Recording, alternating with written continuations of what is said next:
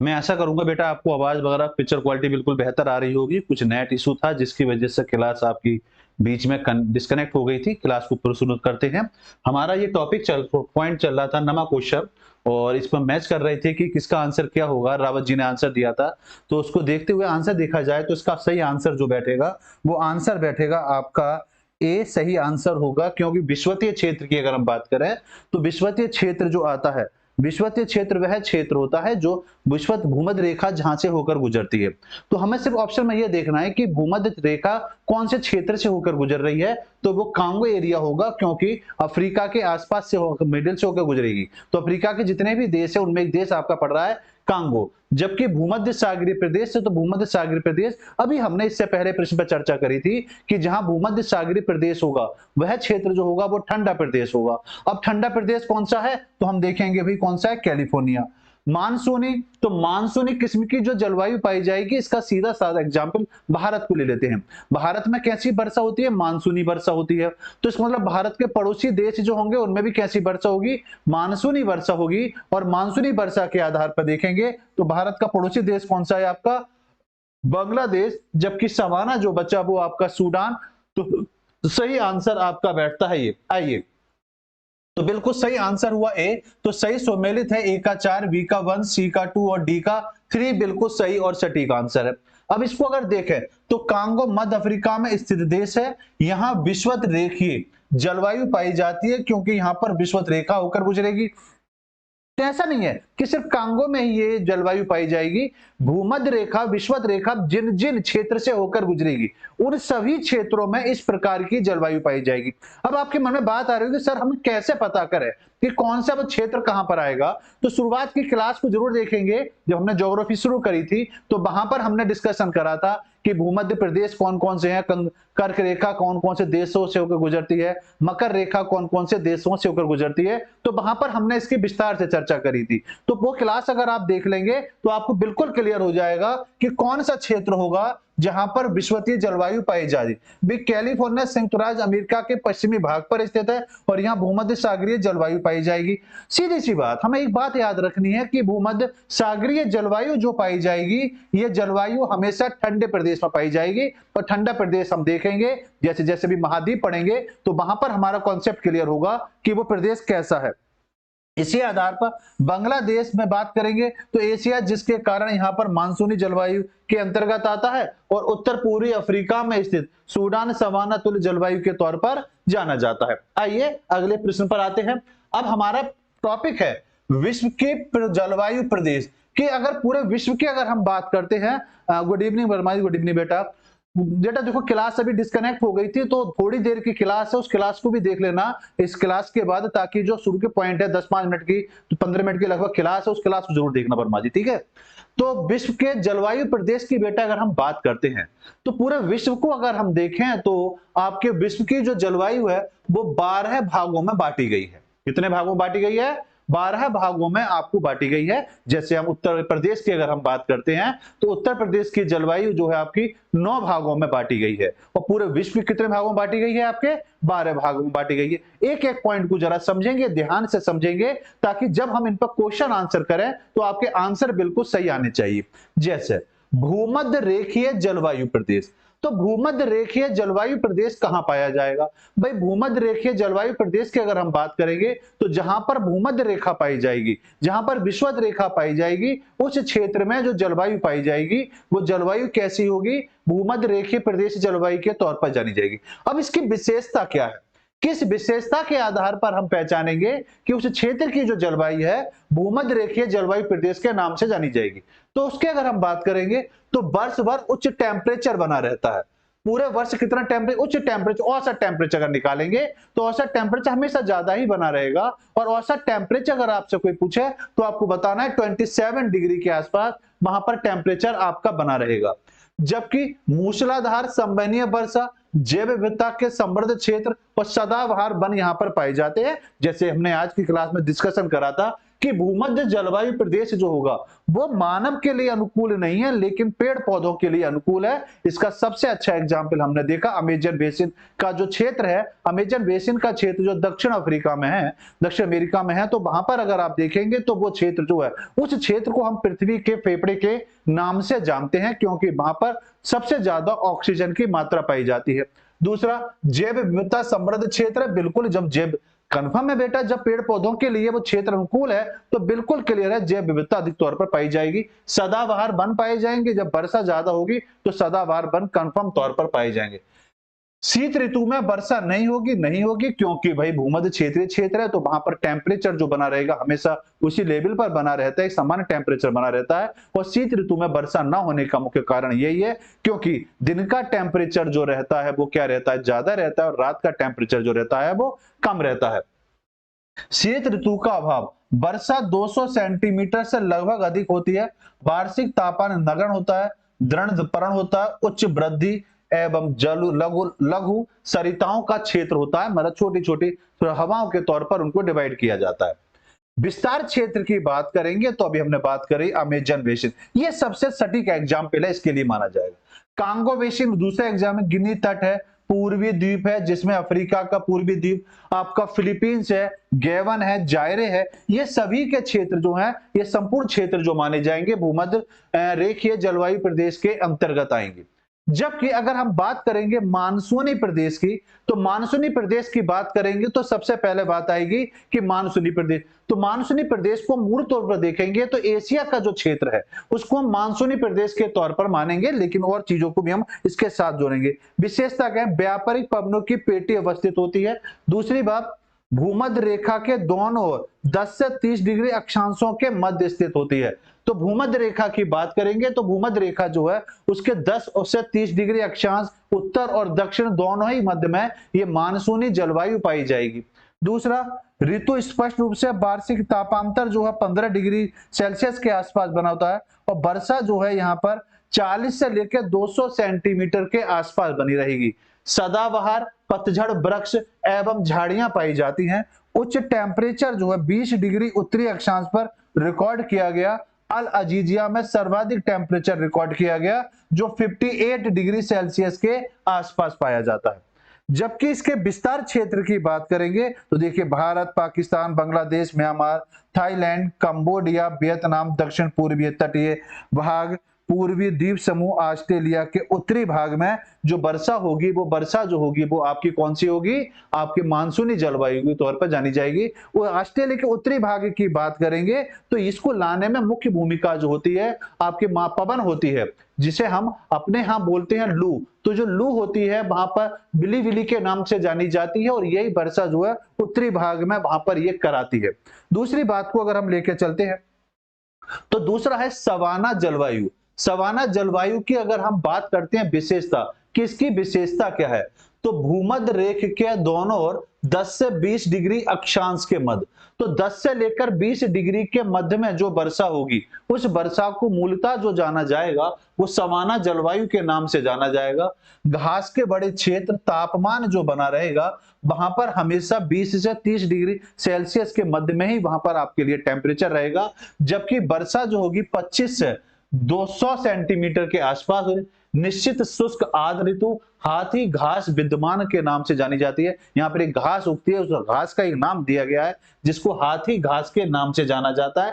घास जब हम पढ़ेंगे, जब घास के मैदान पढ़ेंगे तो वहां पर इसकी विस्तार से चर्चा करेंगे कि हाथी घास में क्या खासियत है।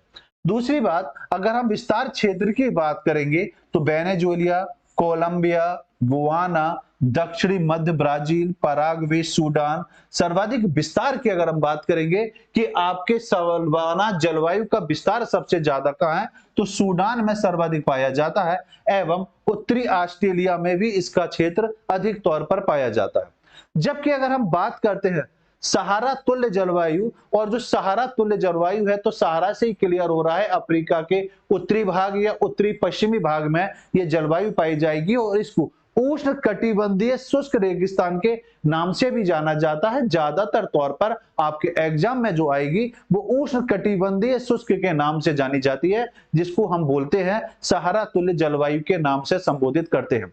इसके बेटा अगर विशेषता की बात करें तो विशेषता बिल्कुल स्पष्ट है कि दोनों गोलार्धों में देखेंगे तो 15 से 30 डिग्री अक्षांश के मध्य जो महाद्वीपों के पश्चिमी भाग पर, क्योंकि सहारा मरुस्थल की बात करेंगे तो सहारा उत्तर पश्चिमी भाग में अफ्रीका के पाया जाता है, तो मूलतः देखेंगे तो सभी महाद्वीपों के ज्यादातर आप ये नोट करेंगे कि जितने भी आपके मरुस्थल हैं वो मरुस्थल ज्यादातर सभी महाद्वीपों के पश्चिम में, कुछ को अपवाद छोड़ दिया जाए तो। दूसरा, वार्षिक एवं दैनिक तापांतर जो है अधिक बना होता है और तापमान जो होता है 30 से 35 डिग्री के आसपास बना होता है ग्रीष्म ऋतु के आसपास।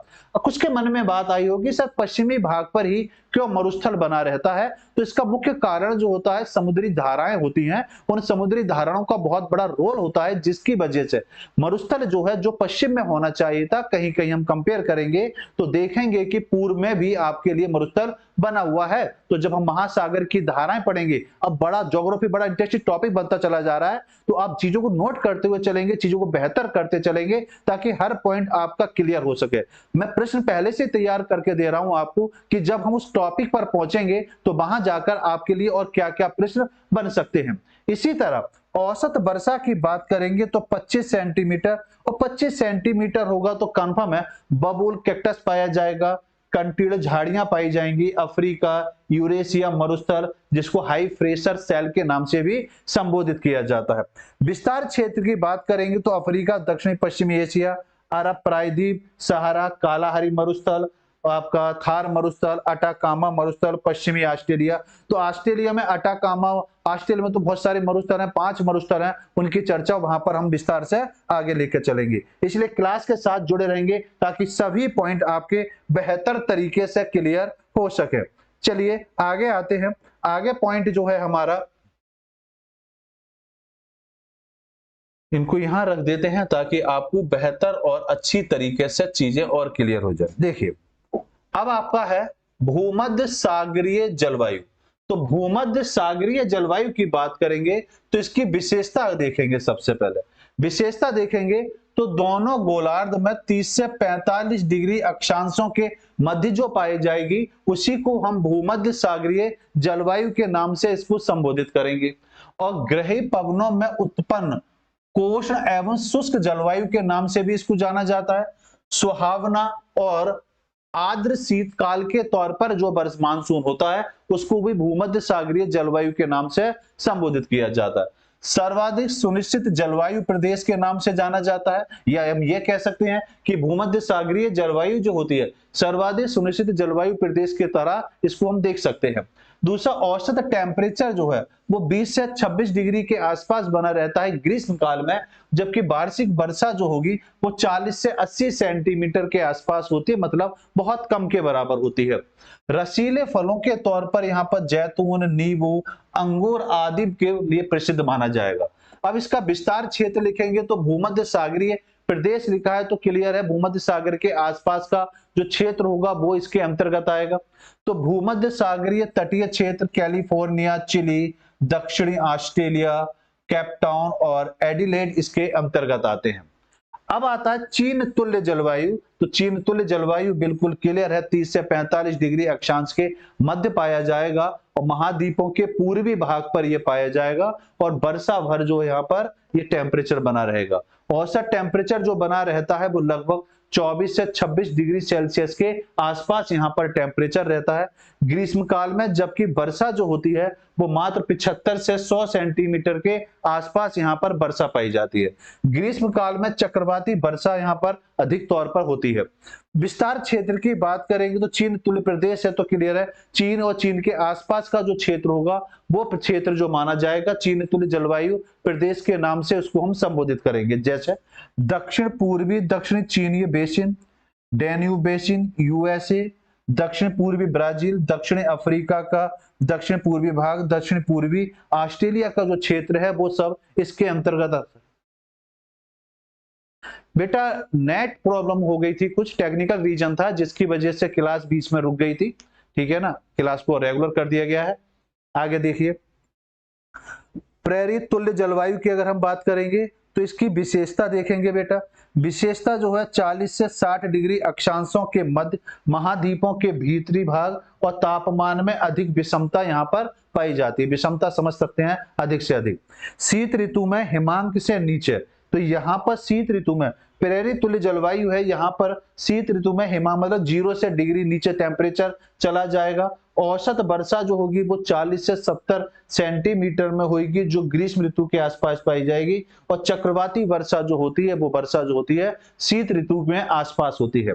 अब इसका विस्तार क्षेत्र अगर हम देखेंगे बेटा, तो मध्य नेब्रास्का है, कंसान प्रदेश है जो यूएसए के अंतर्गत आता है, हंगरी है, बल्गारिया है, रोमानिया है, डेन्यूब बेसिन है, और उत्तर पूर्वी चीनी जो भाग है वो इसके अंतर्गत आता है। इस पर टोटल जलवायु प्रदेश की अगर हम बात करें तो टोटल कितने पाए जाते हैं, हमने भी चर्चा करी थी कि टोटल जो पाए जाते हैं उनकी संख्या कितनी है, उनकी संख्या है आपकी 12। अगला है जो हमारा वो है स्टेपी लॉरेंस तुल्य जलवायु।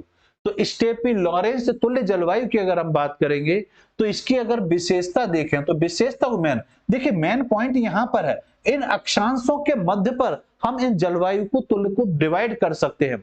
तो बस इतना याद रखना है कि जैसे पैसे हम पीछे हमने देखा कि कितने अक्षांश के मध्य कितनी कौन सी जलवायु पाई जा रही है, इसी आधार पर यहाँ पर देखेंगे तो 45 से 60 डिग्री के मध्य जो जलवायु पाई जाएगी इसको स्टेपी लॉरेंस तुल्य जलवायु के नाम से इसको संबोधित किया जाएगा।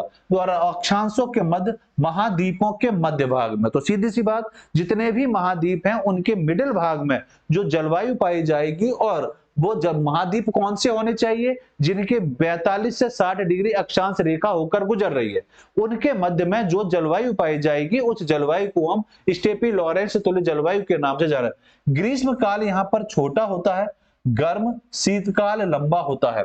बिल्कुल क्लियर है, जब 45 डिग्री से ऊपर हम जाएंगे तो शीतकाल या कहना चाहिए घास के जो मैदान है भाभी शीत घास के मैदान ही पाए जाएंगे, तो इसलिए कंफर्म है कि गर्मी तो छोटी से भाग में ही रहेगी, शीतकाल लंबा ठंडा होगा, और औसत टेम्परेचर जो है वो 17 से 25 डिग्री के आसपास बना रहेगा, और वर्षा जो रहती है वो 15 से 25 सेंटीमीटर के आसपास बनी रहती है। विस्तार क्षेत्र की बात करेंगे तो हंगरी का मैदान है बेटा, पोलैंड है, रोमानिया है, पश्चिमी यूक्रेन है, चर्नोजेम जो काली मिट्टी के क्षेत्र के नाम से भी जाना जाता है। दूसरा प्रिटोरिया है, स्केचवैन है आपका, ब्यूनस आयर्स, ये जो क्षेत्र है ये सभी के क्षेत्र इस जलवायु के लिए जाने जाएंगे। जबकि पश्चिमी यूरोप तुल्य जलवायु, तो कंफर्म है कि यूरोप का जो पश्चिमी भाग में जो जलवायु पाई जाएगी उसी को हम बोलेंगे पश्चिमी यूरोप तुल्य जलवायु के नाम से उसको संबोधित करेंगे। इसकी अगर हम विशेषता को देखते हैं तो यहाँ पर 45 से 60 डिग्री अक्षांश के मध्य, यहाँ दोनों बातों को नोट करेंगे, दोनों गोलार्धों के मध्य के पश्चिमी भाग, यहां पर जो बात हुई कि अक्षांश के मध्य के भाग की बात करी, और ये जो भाग आएगा 45 से 60 डिग्री की बात आएगी। भाई 45 से 60 के आसपास आएंगे तो ज्यादा एरिया जो पाया जाएगा वो नॉर्थ भाग में पाया जाएगा, क्योंकि नॉर्थ भाग में भूभाग की स्थिति ज्यादा बनती है साउथ के मुकाबले। लेकिन जब यहां पर हम आएंगे 45 से 60 के आसपास, तो ये वाला जो भाग है ये दोनों के आसपास बनेगा, कोई पश्चिमी यूरोप तुल्य की बात हो रही। और यूरोप की अगर हम बात करेंगे तो ये कंफर्म है कि ये क्षेत्र जो है यूरोप से लेकर अफ्रीका तक पूरा ही कवर होगा, तो इसलिए यहाँ पर बिल्कुल कंफर्म बनेगा। और पछुआ पवन प्रभा क्षेत्र इसके अंतर्गत आया था, और वर्षा घने वन यहाँ पर विद्यमान पाए जाते हैं। दूसरा, ग्रीष्म का औसत टेम्परेचर कितना होता है, 18 डिग्री सेल्सियस के आसपास, और वर्षा लगभग जो होती है 140 सेंटीमीटर। ओक, वर्च, एल्म और लिंडेन के वृक्ष यहाँ पर अधिकता के तौर पर पाए जाते हैं। विस्तार क्षेत्र अगर हम देखेंगे, उत्तर पश्चिमी यूरोप, पश्चिमी Norway, Denmark, British Columbia, Canada, Chile, New Zealand, Tasmania, USA, Washington, और आपका ओरेगन क्षेत्र जो है जो यूएसए का हिस्सा है वो इसके अंतर्गत आएगा। सेंट लॉरेंस तुल्य जलवायु की अगर हम बात करेंगे तो इसकी अगर हम विशेषता देखते हैं तो विशेषता बिल्कुल क्लियर है, आर्द्र महाद्वीपीय जलवायु होती है। महाद्वीपों के पूर्वी किनारों पर जो 40 से 60 डिग्री अक्षांश के मध्य जलवायु पाई जाएगी उसी को हम सेंट लॉरेंस तुल्य जलवायु के नाम से इसको संबोधित करेंगे। ग्रीष्म का औसत टेम्परेचर जो है वो 21 डिग्री सेल्सियस के आसपास बनता है, और वर्ष भर वर्षा के देर पर देखा जाए तो वर्षा जो होती है यहाँ पर 75 से 100 सेंटीमीटर के आसपास यहाँ पर आपके लिए वर्षा बनी रहती है। इसका विस्तार क्षेत्र देखेंगे तो आपका कनाडा है, यूएसए है, न्यू इंग्लैंड का प्रदेश है, मंचूरिया चीन है, कोरिया है, उत्तरी जापान और अर्जेंटीना का जो भाग है वो सभी के सभी भाग इसके अंतर्गत आपको मिलते हैं। आइए आगे लेके चलते हैं। अभी तक हमने 12 जलवायु प्रदेशों को पढ़ा जो विश्व की 12 जलवायु प्रदेशों के आधार पर हमने डिवाइड किया था। अब उस आधार पर आपको यह बताना है कि इस क्वेश्चन जो हमारे सामने प्रश्न आए हैं इन प्रश्नों के आंसर क्या रहेंगे। पहला प्रश्न है आपका यूपी पीसीएस प्री 2013 का ये प्रश्न आपके लिए आया है। देखते हैं सबसे पहले कौन आंसर देगा। निम्नलिखित देशों में से कौन सा भूमध्य रेखीय जलवायु के अंतर्गत नहीं आता। भूमध्य रेखीय जलवायु तो बिल्कुल क्लियर है कि भूमध्य रेखीय जलवायु तो भूमध्य रेखीय क्षेत्र जो होगा उसके अंतर्गत जो नहीं आएगा वो इसके अंतर्गत होना चाहिए। तो जल्दी से बताइए इसका सही और सटीक आंसर क्या हो सकता है। देखते हैं कि सबसे पहले आंसर कौन सा बच्चा इस क्वेश्चन का देगा।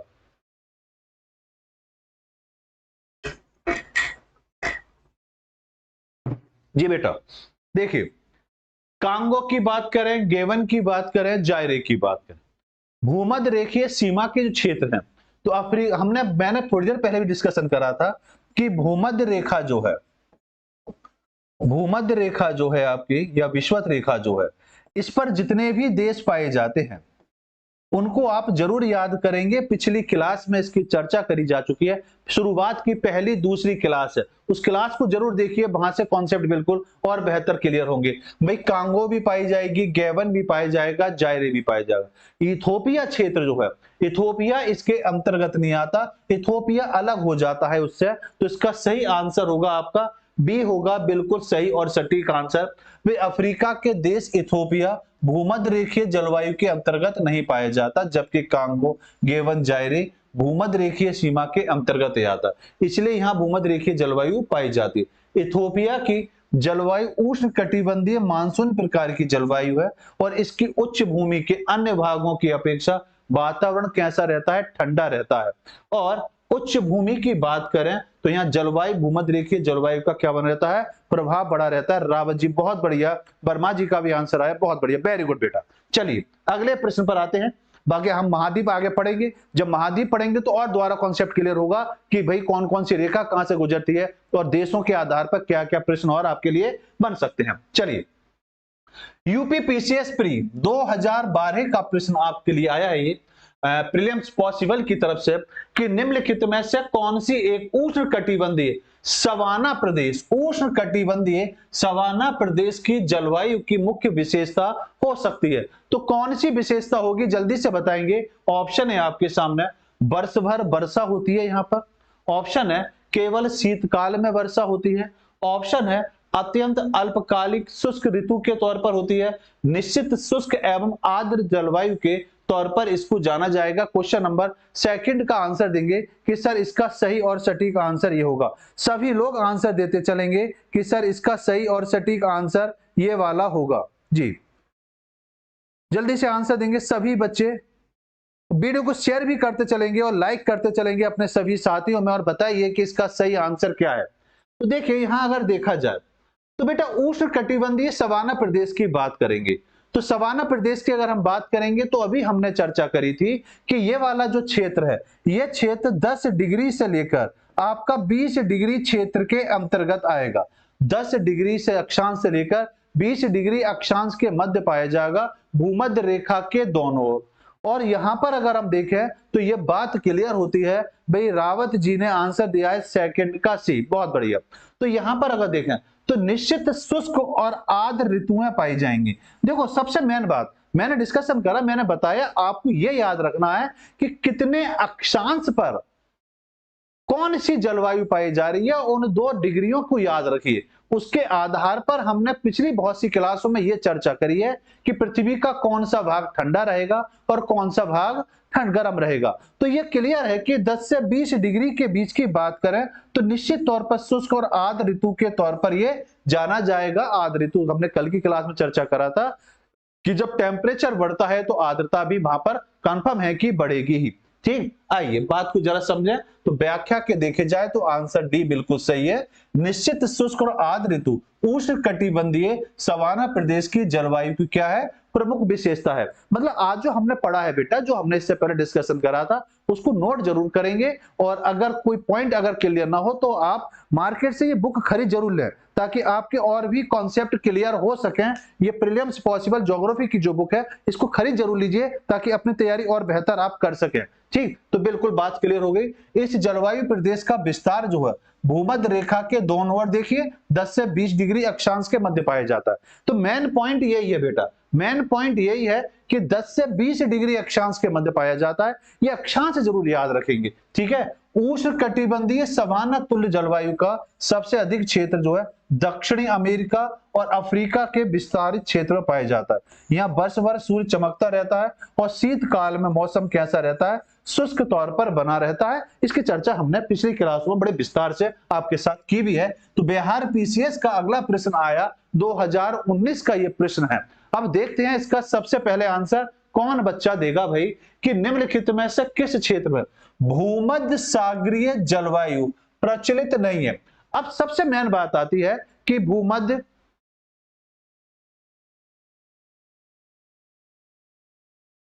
कहां से पढ़ रहे हैं रावत जी, आप कहां से पढ़ रहे हैं, आप मुझे बताएं कौन सी किस सिटी से पढ़ रहे हैं आप लोग, कि वहां तक आपकी ये बुक नहीं पहुंच पाई है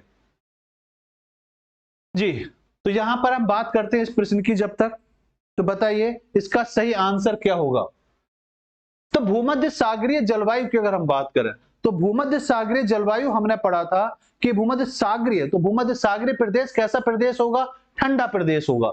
अब जब यह ठंडा प्रदेश है तो देखिए मध्य एशिया, केप टाउन, एडिलेड और पंपास, तो ये कौन सा क्षेत्र होगा, जल्दी से बताएं जी। अच्छा ये बुक हमारे यहाँ बिल्कुल, हाँ बताइए कहां से क्लास ले रहे हैं। तो क्वेश्चन नंबर 3 का जल्दी से जवाब देंगे कि सही आंसर क्या होगा। देखिए बेटा, भूमध्य सागरीय जलवायु प्रदेश की अगर हम बात करेंगे, तो भूमध्य सागरीय प्रदेश जो है वो प्रदेश आपका लगभग ये वाला जो क्षेत्र है ऊपर का, ये वाला क्षेत्र जो है भूमध्य सागरीय प्रदेश के अंतर्गत आता है। और उसमें अगर हम देखेंगे तो आंसर होगा आपका पंपास। पंपास इसका बिल्कुल सही और सटीक आंसर बनता है। तो देखिए जरा समझ लीजिए, तो व्याख्या के तौर पर देखेंगे तो आंसर आपका क्या आएगा, डी।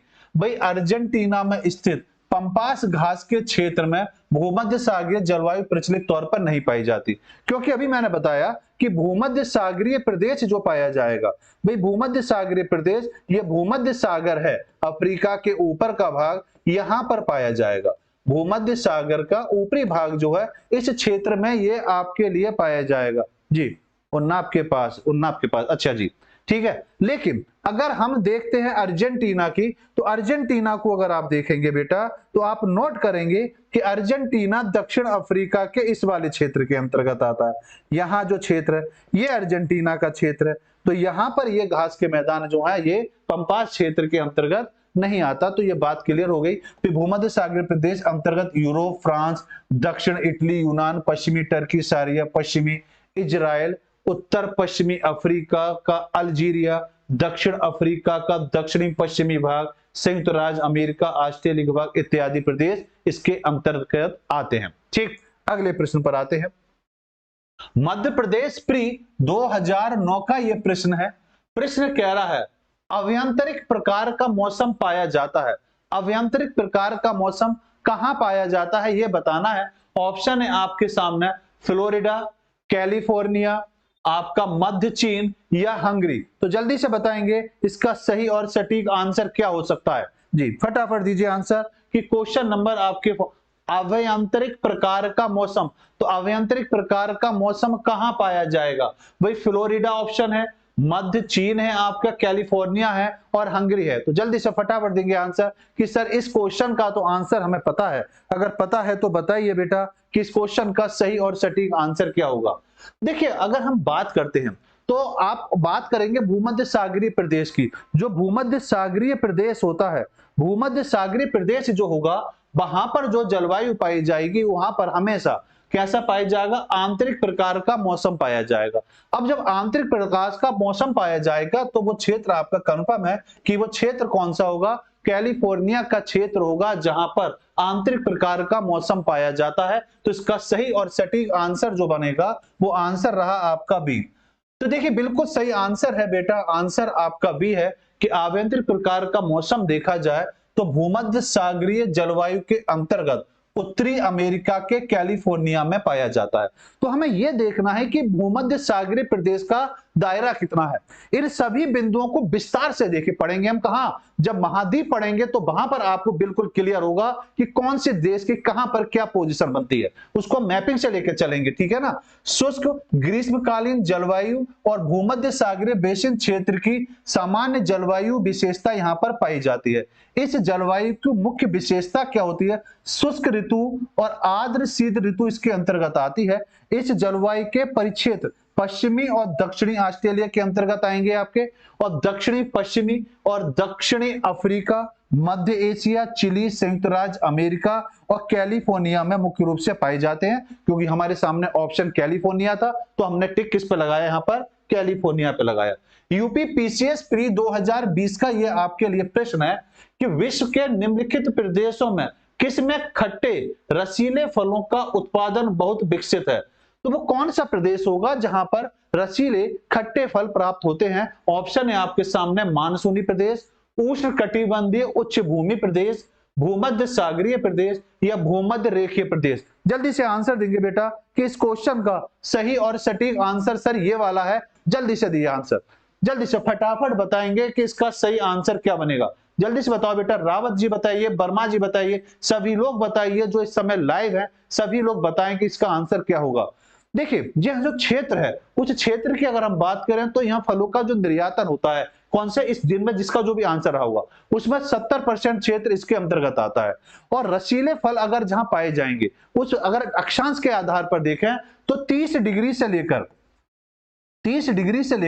45 डिग्री अक्षांश के मध्य जो भी आपके महाद्वीपों का जो पश्चिमी भाग है, ये हमेशा याद रखना, 30 डिग्री से लेकर 45 डिग्री अक्षांश और जितने भी महाद्वीप हैं उन महाद्वीपों का कौन सा भाग, पश्चिमी भाग जो होगा, उन पर जो वहां पर जो भी फल पाए जाएंगे वो फल जो पाए जाएंगे वहां पर हमेशा खट्टे फल का मानसून वहां पर बनता है।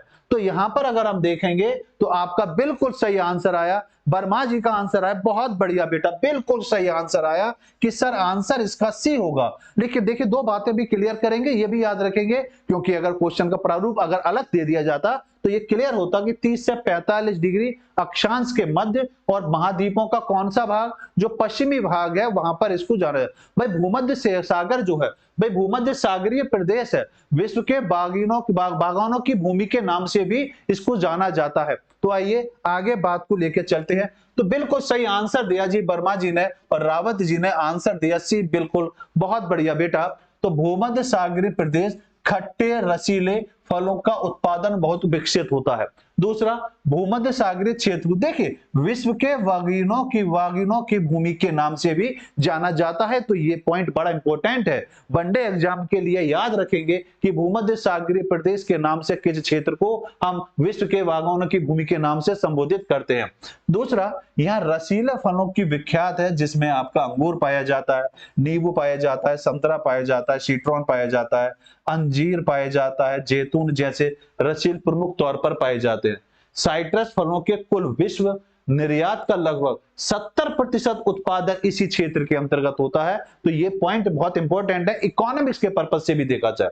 ये जलवायु प्रदेश भूमध्य रेखा के दोनों ओर 30 से 45 डिग्री अक्षांशों के मध्य महाद्वीपों के पश्चिमी भागों में पाया जाता है। ये बहुत इंपॉर्टेंट बात है, इस बात को बड़ा ध्यान से समझेंगे कि 30 से 45 डिग्री अक्षांश के मध्य उत्तर और दक्षिण दोनों ही गोलार्धों में का जो महाद्वीपों का पश्चिमी भाग होगा वहां पर जो फल पाए जाएंगे वो फल हमेशा खट्टे फल पाए जाएंगे।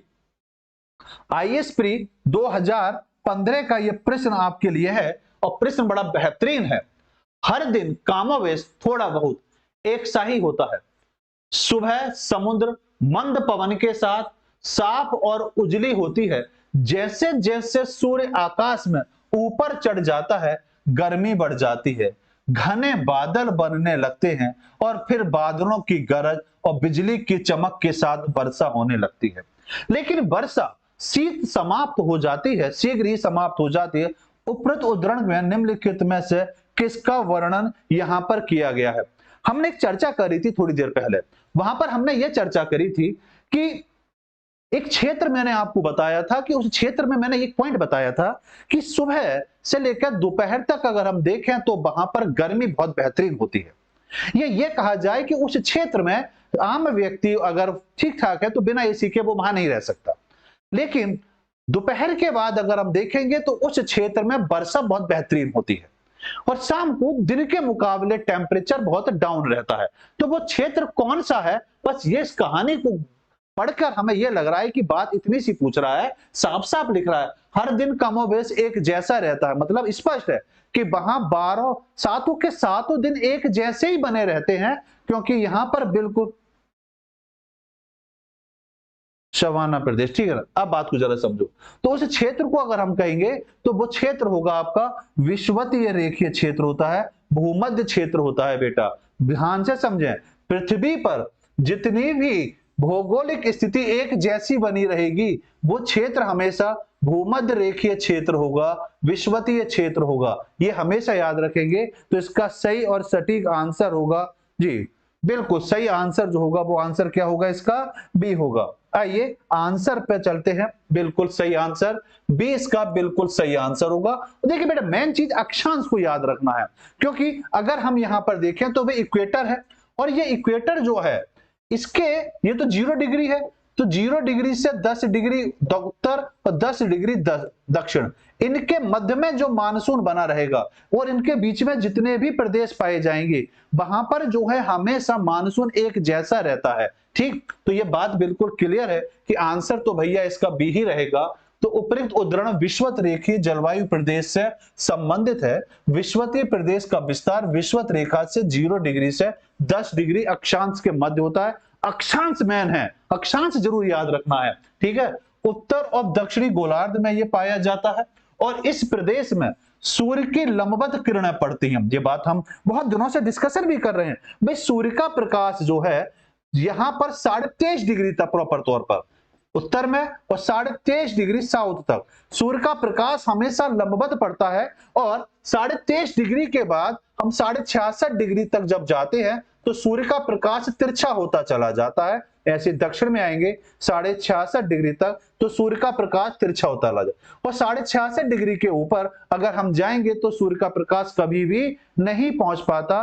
तो इसका सही आंसर जो हुआ वो बिल्कुल क्लियर होता है। सूर्य की किरणें कैसे पड़ती हैं, लंबवत पड़ते हैं, जिससे वर्ष भर तापमान कैसा रहता है, टेम्परेचर हाई रहेगा जब भाई सूर्य का प्रकाश लंबवत पड़ेगा, और वर्षा की उच्चता होती है, और यहाँ पर वर्षा जो है 200 सेंटीमीटर से अधिक होती है, और होने का कारण बिल्कुल स्पष्ट है कि मौसम एक जैसा वहां पर बना रहता है प्रॉपर तौर पर। यह प्रत्येक माह में दोपहर के बाद गरज के साथ संवहनीय प्रकार की वर्षा होती है, और इस प्रदेश में शीत ऋतु नहीं होती। भाई होगी नहीं जब शीत ऋतु, मौसम चाहे सूर्य नॉर्थ पोल में हो या साउथ पोल में हो, यहाँ हमेशा चमकेगा ही चमकेगा, तो शीत ऋतु का तो कोई स्वभाव ही नहीं बनता।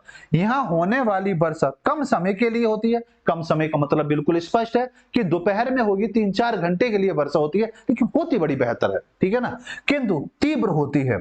यह प्रदेश दक्षिणी अमेरिका के अमेजन बेसिन, अफ्रीका के कांगो बेसिन, गिनी तट, पूर्वी द्वीप समूह और फिलीपींस के विस्तृत क्षेत्र के अंतर्गत आता है। ये बात और याद रखेंगे, दक्षिणी अमेरिका का जो बेसिन, अमेजन बेसिन क्षेत्र है, जो बच्चे अभी अभी जुड़े हैं बात को समझें, इस क्षेत्र को पृथ्वी का फेफड़ा भी कहा जाता है। कि पृथ्वी का फेफड़ा किसको कहा जाएगा, तो पृथ्वी का फेफड़ा जो कहा जाता है अमेजन बेसिन को कहा जाता है, जो दक्षिण अमेरिका में पाया जाता है।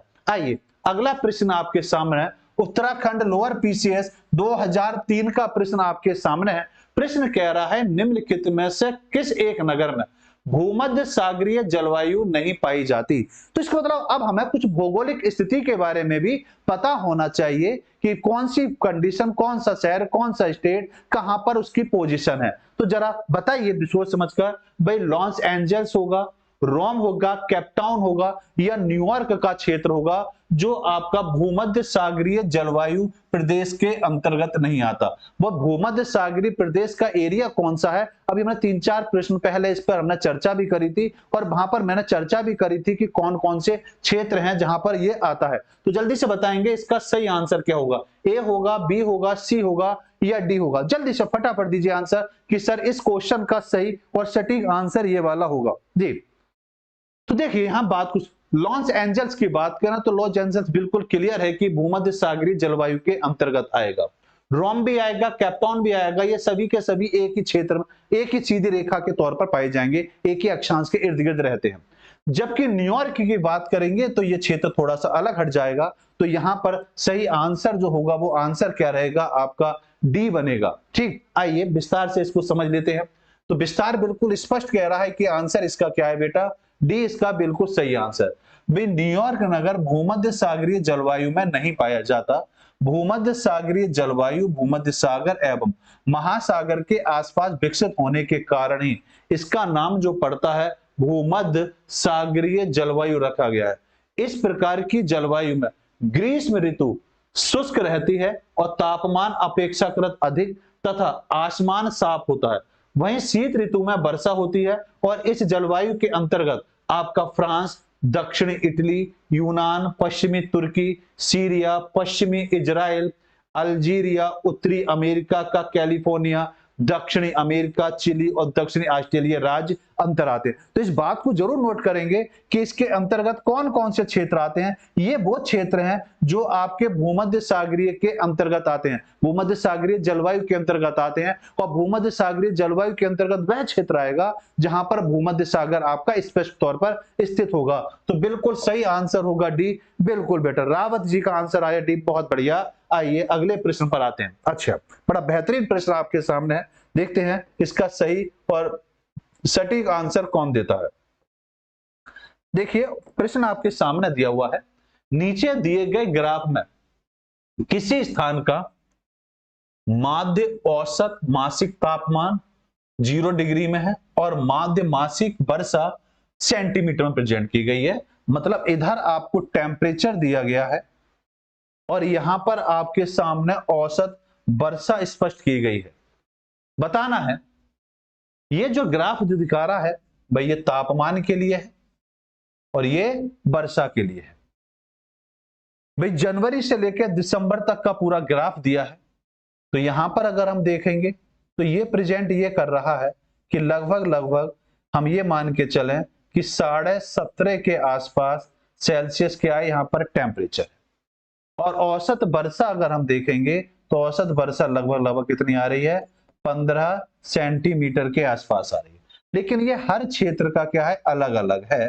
तो ये आपको बताना है कि ये कंडीशन क्या है, हर महीने क्या होती चली जा रही है? बदलती चली जा रही है।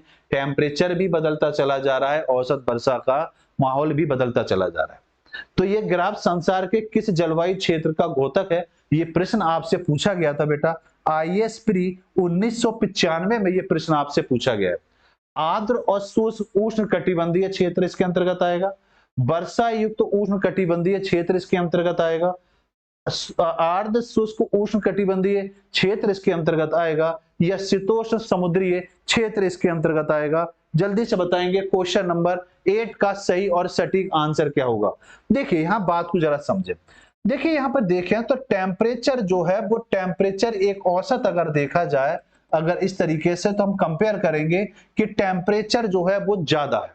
टेम्परेचर कैसा है? ज्यादा है। अब जब टेम्परेचर ज्यादा है तो ये क्लियर है कि उष्ण कटिबंधीय तो रहेगा, लेकिन शुष्क रहेगा। कैसा रहेगा? शुष्क उष्ण कटिबंधीय रहेगा और आर्द्र भी रहेगा।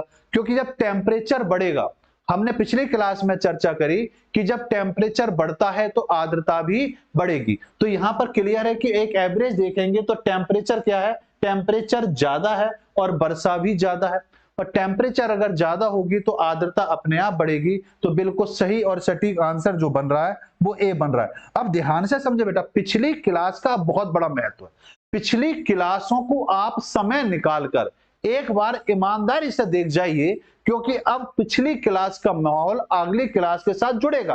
कोई ना कोई पॉइंट ऐसा जरूर आएगा जिसका महत्व पिछली क्लास से कहीं ना कहीं अधिक होना चाहिए, क्योंकि बहुत ज्यादा क्लासें हो गई, बहुत ज्यादा कॉन्सेप्ट वहां पर क्लियर किए गए हैं। तो बिल्कुल सही आंसर जो होगा वो आंसर इसका जो बना वो आपका ए बना। देखिए तो बिल्कुल क्लियर है कि व्याख्या ये कह रही है कि आंसर इसका ए ही है। उपरोक्त ग्राफ संसार की आर्द्र और शुष्क उष्ण कटिबंधीय का घोतक करता है और यह जलवायु प्रदेश उष्ण कटिबंधीय आर्द्र जलवायु प्रदेश के उत्तर एवं दक्षिण में पाई जाती है। इसकी सीमा महाद्वीपों के अगर हम देखेंगे तो पश्चिमी भाग में और शुष्क जलवायु के साथ पूर्वी भाग में उष्ण शीतोष्ण के साथ पाई जाती है। इसे सवाना तुल्य जलवायु प्रदेश या सूडान तुल्य जलवायु प्रदेश भी कहा जाता है। यहाँ आर्द्र ऋतु छोटी होती है और शुष्क या गर्म जलवायु जो होती है ऋतुआं कैसी होती हैं, लंबी होती है। ठीक, आइए अगले प्रश्न पर आते हैं। अगला प्रश्न आपका 9 क्वेश्चन है जो राजस्थान प्री आपसे 1995 में आपसे पूछा गया है। बताइए इसका सही आंसर क्या होगा। निम्नलिखित देशों में किस देश में सर्दियों के मौसम में वर्षा होती है। सर्दियों के मौसम में जो वर्षा होती है वो कौन से प्रदेश, कौन से देश के अंतर्गत होगी। आपका चीन होगा, नॉर्वे होगा, ब्राजील होगा या नाइजीरिया होगा। हमने 12 प्रकार के जलवायु प्रदेश आज हमने पढ़े हैं। उसके आधार पर आपको बताना है कि कौन सा क्षेत्र होगा, कौन सा एरिया है जहां पर आप ये कह सकते हैं कि शीतकाल में वर्षा होगी। अब शीतकाल क्षेत्र देखिए, चीन है, ब्राजील है, नाइजीरिया है और नॉर्वे है। तो यहां पर हम देखेंगे कि सबसे ज्यादा मौसम सर्दियों का कौन सा बन रहा है। तो सर्दियों के मौसम की अगर हम बात करेंगे तो लगभग 40 से लेकर 65 डिग्री अक्षांश के मध्य जो वर्षा होगी उस क्षेत्र में ही आपके लिए कह सकते हैं कि सर्दियों की वर्षा होगी, क्योंकि अभी हमने 12 प्रकार की जो जलवायु पढ़े थे वहां पर इसकी हमने विस्तार से चली। अब हमें यह देखना है कि 40 डिग्री से लेकर 65 डिग्री के अक्षांश के मध्य इनमें से कौन सा देश आएगा। तो यहां पर अगर आप देखेंगे तो बिल्कुल स्पष्ट हो रहा है कि इसमें कौन सा देश आएगा, नॉर्वे इसके अंतर्गत आएगा। तो इसका सही आंसर जो होगा वो आंसर क्या बनेगा, आपका बी बनेगा। तो बिल्कुल आंसर हुआ आपका बी कि नॉर्वे देश में सर्दियों के मौसम में वर्षा क्या होती है, अधिक पाई जाती है। नॉर्वे पश्चिमी यूरोप तुल्य जलवायु के अंतर्गत आता है, जिसका विस्तार जो है वो कितना है, 40 से 65 डिग्री अक्षांश के मध्य दोनों गोलार्धों के महाद्वीप के पश्चिमी भाग में पाया जाता है। और यहाँ वर्षा वर्ष के सभी मौसमों में समान रूप से होती है, क्योंकि यहाँ पर मौसम हमेशा ठंड का ही बना रहता है, ठीक है ना। इसलिए औसत टेम्परेचर हम देखेंगे, औसत बरसात अगर हम देखेंगे तो वो सबसे ज्यादा कहाँ होगी, दिए गए ऑप्शनों में सबसे ज्यादा कहाँ होगी, नॉर्वे के अंतर्गत होगी। इसके अतिरिक्त चीन, ब्राजील, नाइजीरिया में शीत ऋतु में वर्षा नहीं होती। चीन की अधिकांश वर्षा ग्रीष्म ऋतु में होती है, जबकि ब्राजील, नाइजीरिया में वर्ष भर वर्षा होती है, क्योंकि विषुवत रेखीय जलवायु प्रदेश इसके अंतर्गत होता है। रावत जी का आंसर बिल्कुल सही आया कि 9 का आंसर सर बी होगा। बहुत बढ़िया। मैं मानता हूं आपको ये दिखाई दे रहा होगा। मुझे बताइए कि ये आंकड़े आपको स्पष्ट तौर पर हैं, दिखाई दे रहे हैं, नहीं तो इनको हम जूम कर देते हैं। चलिए ऐसा करते हैं कि यहां रख देते हैं प्रश्न आपके लिए, और इसको यहां रख दिया। अब मैं कर देते हैं थोड़ा जूम, ताकि आपको सही से दिखाई देना चाहिए, ताकि आप सही से चीजों को पढ़ पाए, ठीक है ना। और ये रहे आपके यहाँ पर ऑप्शन। अब बताना है कि इसका सही और सटीक आंसर क्या होगा। जी, ऑप्शन आपके सामने ये है, तो जल्दी से बताइए इसका सही आंसर क्या होगा। आपके सामने जो प्रश्न है वो प्रश्न आपके लिए है IAS प्री 1999 का प्रश्न है। नीचे तापमान और वार्षिक आंकड़ों पर विचार कीजिए। इधर माह दिए हुए हैं, इधर टेम्परेचर दिया हुआ है, और यहां पर आपके लिए वर्षा दी गई है, किसमें, सेंटीमीटर में दी गई है। आपको बताना है जैसे जनवरी का टेम्परेचर 6.7, वर्षा कितनी दी है, लगभग 14 सेंटीमीटर। फरवरी में 6.7, वर्षा दी है 13.2 सेंटीमीटर। मार्च में 7.2, 11.4 सेंटीमीटर यहाँ पर आपके लिए वर्षा दे रखी है। अप्रैल में 8.9 डिग्री सेल्सियस टेम्परेचर है, 11.4 सेंटीमीटर क्या है, यहाँ रेन दिया हुआ है। मई का टेम्परेचर और वर्षा ये दी गई। तो ये आंकड़े आपको दिए गए। इन आंकड़ों को पढ़कर आपको यह बताना है कि सही आंसर क्या बन सकता है। कि सेंट लॉरेंस तुल्य जलवायु प्रदेश की चर्चा हो रही है, चीन तुल्य जलवायु प्रदेश की चर्चा हो रही है, पश्चिमी यूरोप तुल्य जलवायु प्रदेश की चर्चा हो रही है या भूमध्य सागरीय जलवायु प्रदेश की यहाँ पर चर्चा की जा रही है। तो यहाँ पर देखिए एक एक पॉइंट को जरा क्लियर करेंगे। देखो बेटा उनको पॉइंट को जरूर याद करिए जो आज की क्लास में हमने शुरू में डिस्कशन करे थे, उन पॉइंट को जरूर याद करना आप, ठीक है भाई। यहाँ पर औसत टेम्परेचर अगर आप देखेंगे ऐसा निकाल के देखिए भाई, इनका अगर हम औसत टेम्परेचर अगर हम देखें तो इसका लगभग औसत टेम्परेचर भाई 15, 11 और 9, 8 के आसपास बैठ रहा है। तो औसत अगर हम निकालेंगे तो लगभग 15 और 18 के बीच इसका आसपास इसका टेम्परेचर लगभग निकल कर आएगा। और वर्षा की बात करेंगे तो वर्षा यहाँ पर देखेंगे तो वर्षा लगभग आप ये मान के चलिए 14 के 140 14.4 सेंटीमीटर के आसपास ही इसकी वर्षा निकल कर आएगी कि हाईएस्ट तो इसका यही दिया हुआ है। अब ये जो क्षेत्र है ये क्षेत्र कौन सा होगा, क्योंकि ये क्षेत्र देखा जाए तो ठंडा क्षेत्र है और ठंडा क्षेत्र अगर हम देखेंगे तो सॉन्ट लॉरेंस भूमध्य सागरीय प्रदेश नहीं होगा, चीन तुल्य नहीं होगा कि चीन तुल्य जलवायु की अगर हम बात करें तो चीन तुल्य जलवायु वह प्रदेश है जहां पर भाई चीन में जो वर्षा होती है वो गर्मियों के दिनों में होती है। तो ये तो क्लियर है कि ये वाला क्षेत्र नहीं होगा, तो वो क्षेत्र कौन सा होगा, पश्चिमी यूरोपीय तुल्य प्रदेश होगा, क्योंकि यही का औसत टेम्परेचर और वर्षा जो है वो लगभग यहाँ से मैच कर रही है। वर्मा जी बिल्कुल, रावत ने आंसर दिया, बहुत बढ़िया। लेकिन इनको हम एक देखिए इसका आंसर आप तभी बेहतर तरीके से दे पाएंगे जो शुरुआत में जलवायु बताई है 12 जलवायु, उनको बड़ा बेहतर तरीके से आपको पढ़ना पड़ेगा, ठीक है। तो देखिए यहाँ बात क्लियर होती है कि आंसर सर इसका सी होगा और उपरोक्त आंकड़ों में पश्चिमी यूरोपीय तुल्य जलवायु से संबंधित है जो 45 से 60 डिग्री अक्षांशों के मध्य महाद्वीपों के पश्चिमी तटों पर इस प्रकार की क्या होती है जलवायु आपकी पाई जाती है। इस प्रकार की जलवायु पर समुद्र से स्थल की ओर चलने वाली प्रचलित पछुआ पवनों का प्रभाव बना रहता है। इस कारण ना तो इसमें जाड़ों में अधिक सर्दी पड़ती है और ना ही गर्मियों में अधिक वर्षा होती है। और रीजन यही है कि यहाँ ग्रीष्म का औसत टेम्परेचर जो है 18 डिग्री के आसपास पाया जाता है और वर्षा जो होती है वो लगभग 140 सेंटीमीटर के आसपास होती है। शीत ऋतु में वर्षा ग्रीष्म ऋतु की अपेक्षा क्या होती है यहाँ पर अधिक पाई जाती है, क्योंकि ये क्षेत्र जो है यूरोप का क्षेत्र है, तो यूरोप के क्षेत्र में कंफर्म है कि वर्षा जो रहेगी वो वहीं पर अधिक रहेगी। यूपी पीसीएस प्री 2002 का ये आपके लिए प्रश्न है। प्रश्न कह रहा है निम्नलिखित में से कौन सा पृथ्वी के अधिकतम प्रतिशत क्षेत्र पर फैला हुआ, कौन सी जलवायु प्रदेश है जो अधिकतम क्षेत्र के तौर पर पृथ्वी पर पाई जाती है। ऑप्शन है आपके सामने, शुष्क प्रदेश है, आर्द्र शुष्क प्रदेश है, उपाद्र प्रदेश है या आर्द्र प्रदेश है। तो कौन सा क्षेत्र होगा जल्दी से बताएंगे कि पृथ्वी पर कौन सा भाग है, कौन सा प्रदेश है जो अधिकतर तौर पर पाया जाता है। जी जल्दी से फटाफट आंसर देंगे। देखिए अक्षांश के आधार पर अगर हम इनको देखें तो आप ये नोट करें बेटा कि ये 0 डिग्री है, ऊपर 90 डिग्री अक्षांश जा रहा है और नीचे 90 डिग्री अक्षांश जा रहा है। इसमें अगर हम देखें तो 23.5 डिग्री इधर आ गया और 23.5 डिग्री लगभग इधर आ गया। तो ये जो कवर हो रहा है, ये जो कवर हो रहा है भाई टोटल 180 मान लो आप अक्षांश, ठीक है ना भाई, 180 और 181 मान लीजिए, 181 अक्षांश होते हैं। जबकि अक्षांश रेखा की अगर हम बात करेंगे तो अक्षांश रेखा जो है 179 होते हैं, जिनकी चर्चा कर चुका हूं पिछली क्लास जरूर देखिए। तो बेटा इनको अगर हम काउंट करेंगे तो ये संख्या बैठ रही है लगभग आपके 46-47 के आसपास। तो आधा यहीं पर कवर हो गया, मतलब 50%, मतलब 50 के आसपास आंकड़े आपके यहीं पर आ गए। तो ज्यादातर क्षेत्र जो कवर हो रहा है वो इस क्षेत्र में आ रहा है भाई, 66.5 आ रहा है फिर यहाँ पर, और फिर ये 66.5 आ रहा है। तो ज्यादा एरिया जो कवर हो रहा है वो इस क्षेत्र में पाया जा रहा है। और जब ये वाला क्षेत्र पाया जाएगा तो ये कंफर्म है कि ये क्षेत्र कैसा है भी, गर्म क्षेत्र है। गर्म क्षेत्र है तो इस क्षेत्र को अगर हम देखें तो पूरे महाद्वीप का पृथ्वी पर कितना भाग पाया जाता है, लगभग 1/3 हिस्सा निकल कर आ रहा है, लगभग कितना हिस्सा निकल कर आ रहा है, लगभग 1/3 के आसपास आ रहा है। और इस क्षेत्र में जो वर्षा जो है वो लगभग जो पाई जाती है 25 सेंटीमीटर के आसपास यहाँ पर क्या होती है आपके लिए वर्षा पाई जाती है। तो यह क्षेत्र कैसा होगा, शुष्क प्रदेश के तौर पर जाना जाएगा। तो इसका सही आंसर जो हुआ वो आंसर बनेगा ए होगा, बिल्कुल राइट और सही आंसर। आंसर दीजिए सभी लोग बेटा। तो इसका आंसर हुआ आपका ए, भी पृथ्वी के अधिकतम प्रतिशत क्षेत्र पर शुष्क प्रदेश फैला हुआ है और पृथ्वी के लगभग 1/3 भाग पर शुष्क प्रदेश का क्या है यहाँ पर विस्तार हुआ।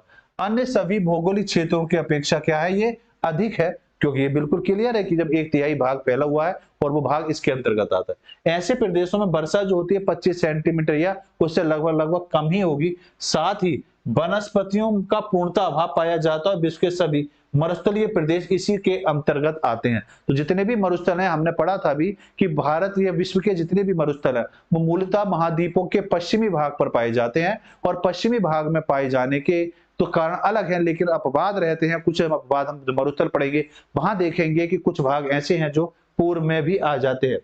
अगला प्रश्न है आपका यूपी पीसीएस प्री, आपका 1999 में ये प्रश्न पूछा गया और 2004 में भी आपसे ये प्रश्न पूछा गया है।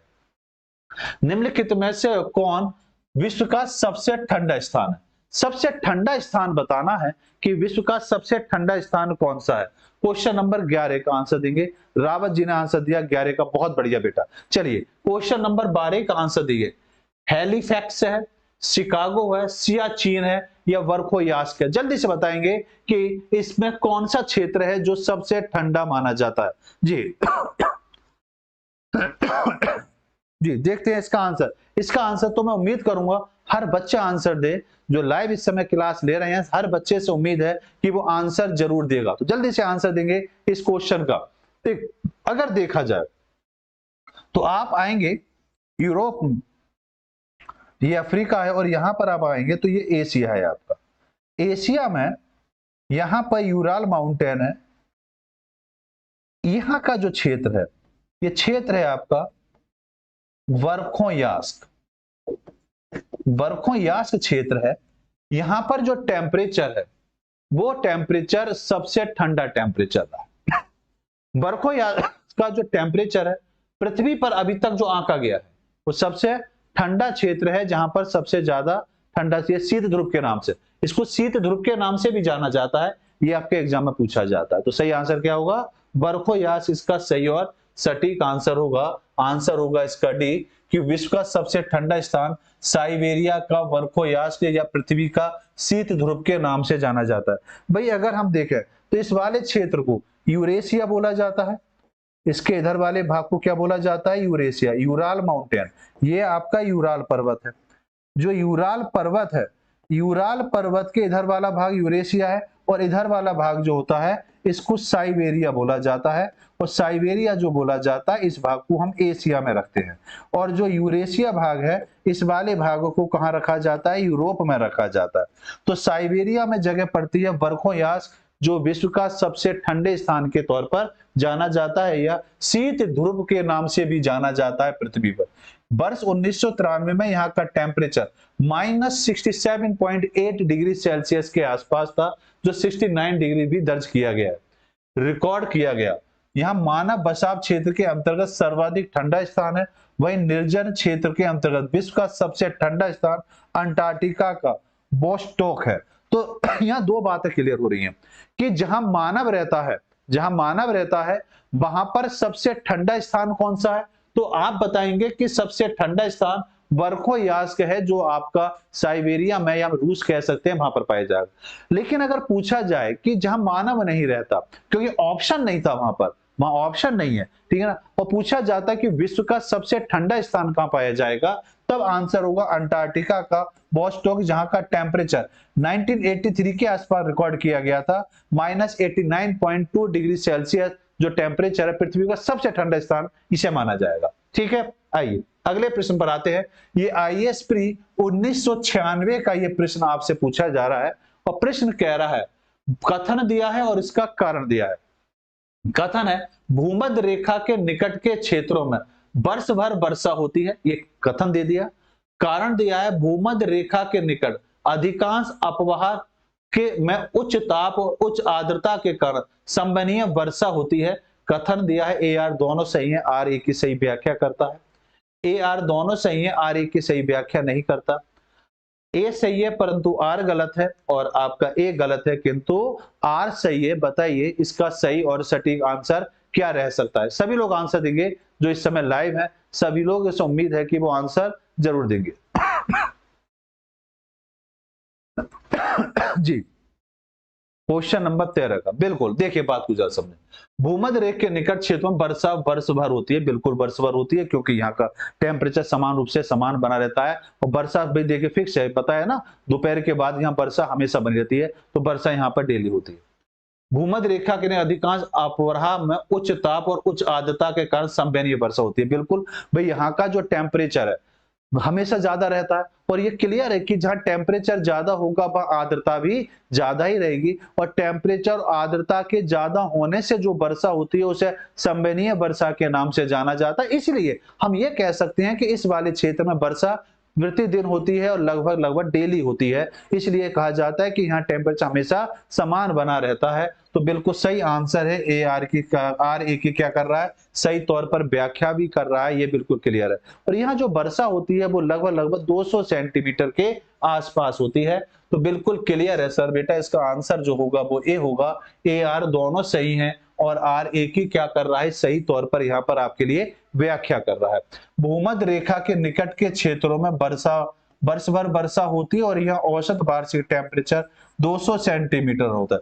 यहाँ सबसे शुष्क महीने भी 6 सेंटीमीटर से अधिक वर्षा होती है, तो शुष्क महीने होते हैं, वहां भी वर्षा लगभग लगभग 6 सेंटीमीटर के आसपास होती है। विषुवतीय प्रदेशों के समीप उच्च तापमान एवं उच्च आर्द्रता के कारण अपराह के कपासी बादलों के साथ मूसलाधार वर्षा होती है। भी कपासी वर्षा के बादल किसे कहा जाता है, वर्षा किसे कहा जाता है, कल की क्लास देखेंगे वहां पर क्लियर होगा। अधिकांश वर्षा संवहनीय होती है, जहां कहीं भी पर्वतीय अवरोध होता है वहां वर्षा की मात्रा भी क्या होती है, अधिक तौर पर बनी रहती है। तो मैं आशा करूंगा कि आज की क्लास में आपके बहुत सारे कॉन्सेप्ट क्लियर हुए होंगे। बीच में क्लास टेक्निकल कारण की वजह से भाई बीच में रुकी थी 10-15 मिनट के लिए, उसका हमें खेद है, उसका ध्यान रखा जाएगा। आगे क्लास फिर कल लेकर आते हैं नई क्लास के साथ, नई ऊर्जा के साथ, फिर शुरू करेंगे 8 बजे, बिल्कुल राइट टाइम पर आइए 8 बजे ज्योग्राफी की क्लास के लिए। क्लास कैसी लगी अपने विचार जरूर रखें, अपने साथियों को बताएं। और पुनः मैं स्पष्ट कर दूं, जहां तक ये बुक आपके पास कुछ बच्चे कह रहे हैं कि उनके क्षेत्र में ये बुक अभी उपलब्ध नहीं हो पाई है, इस पर हम विचार करेंगे, जल्दी ही आप तक ये बुक उपलब्ध कराई जाएगी। प्रीलिम्स पॉसिबल के नाम से ये बुक जरूर अपने नजदीक बुक स्टोर से खरीदें। ऑनलाइन भी मंगा सकते हैं, अगर आपके आसपास नहीं है तो आप इसको ऑनलाइन भी मंगा सकते हैं, अरिहंत की वेबसाइट पर जाकर वहां से ऑर्डर भी करा जा सकता है। ठीक है, तो चलिए मिलते हैं कल, चलिए गुड नाइट।